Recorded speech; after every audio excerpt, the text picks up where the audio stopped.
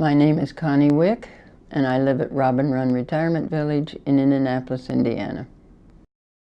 To me, Bread for the World is ordinary people driven by a commitment they can't resist to alleviate hunger in the world, to find out the ways, to find out the mental blocks, to find out how bad it is, what it does, and how we can help. I just always have felt the need to share, to participate, to alleviate whatever I could, wherever I found it. And as Jesus told us, we are charged to take care of our neighbor. That's as simple as I can put it. That's it. And it doesn't matter where you are, or what the surroundings are, or who's in trouble, or what color they are, or how rich they are, how poor they are. If they're dirty, it doesn't make any difference. They're one of God's children, and that's my responsibility. There was a signing of the bill we were working on in the Rose Garden, attended, of course, by the President and a number of other people. And Senator Lugar, who was a main peg in the whole puzzle, was there. Dr. Beckman stepped up to the President and asked him if he couldn't help push this amount of money that we'd asked for through a little faster so it could be in that year's budget. And he said, well, I'm not the person to really talk to, but that gentleman over there can certainly fill you in. And he called him over, and that was my senator, Richard Lugar from Indiana.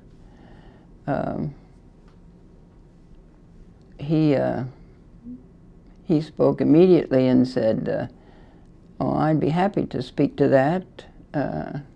I just heard this week from one of my best constituents in a letter some of the things that make it more important than ever. And the conversation went on from there, and when it was over, I was called by the Bread office and told that I'd just been mentioned at the White House. And I sat down fast. It was thrilling. But it was very gratifying to know that my senator and my letter really had rung his bell. And it isn't one letter. You know, we had written many, many letters over time. It just happened to be the most timely one. And I didn't plan that. I didn't know the Rose Garden was going to be a center of attention that next few days at all. It just was the time to write, and I wrote, and it had that effect. And I know enough, having lobbied hard in Washington personally and by mail and telephone for years on this other project, I know how important it is to make a constantly present impact. But it takes one letter at a time to make an impact like that. I tell my group, you don't have to write a long letter. These people are well educated on this subject, on any subject. They have the material, the best and finest stuff you don't even know. But they need to know that you care, and your letter and letters and letters and letters prove it. It's so easy. And it moves mountains, literally, mountains of money. And that's the point.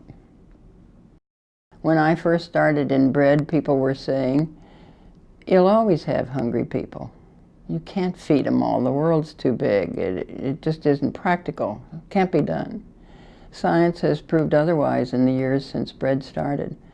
It is very easy to feed people everywhere.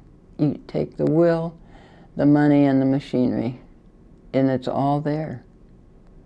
I can't help but feel a very strong sense of satisfaction. I mean, what I did worked. Good. Keep on doing it, you know? And you don't always get that feeling. Many times you're terribly disappointed because some congressman put the kibosh on your bill, and we needed one more vote. Why didn't he vote with the rest of them? What's the matter with him? It's grievous to work so hard and see somebody who's tunnel-visioned kill it, and it happens frequently. But boy, when it works, it's a real high that money can't buy, and it keeps you going. There's nothing stronger than Jesus, who, if you are a Christian, you have to take it seriously when he says, you feed the poor, you feed the hungry, you clothe the naked, you visit in prison. You do those things that care for your brother and your sister, if you're a Christian. And there are no better marching orders than those.